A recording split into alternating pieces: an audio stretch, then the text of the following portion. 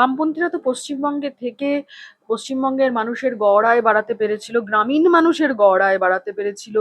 বামপন্থীরা পশ্চিমবঙ্গে থেকে 100 দিনের কাজ বামপন্থীদের আমলে বন্ধ হয়নি, এখন ক্ষেত মজুরদের হাতে কাজ নেই।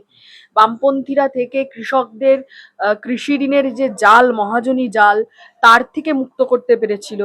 বামপন্থীরা ওখানে থেকে এইটা মুক্ত মানে মানে পশ্চিমবঙ্গে থেকে এতগুলো আহ কি বলবো নতুন করে স্কুল কলেজ তৈরি হয়েছিল। বামপন্থীদের আমলে তো স্কুল বন্ধ হওয়ার ইতিহাস নেই। এবং শুধু তাই না, শিল্প আসছিল, রোজগার, স্বনির্ভরতা, নিজের পায়ে দাঁড়ানো। এই যে স্বনির্ভর গোষ্ঠী, মহিলাদের নিজেদের পায়ে দাঁড়ানোর জন্য স্বনির্ভর গোষ্ঠী, বামফ্রন্টের সময় আমরা দেখেছি প্রত্যেক বছর স্বনির্ভর গোষ্ঠীগুলোর যে ব্যাংক থেকে ঋণ নেয়, সেই ঋণের ওপর যে সুদে ভর্তুকি দিত তো রাজ্যের সরকার, সেটার পরিমাণ প্রত্যেক বছর বেড়েছিল। এখন তাকিয়ে দেখো, প্রত্যেক বছর কমছে।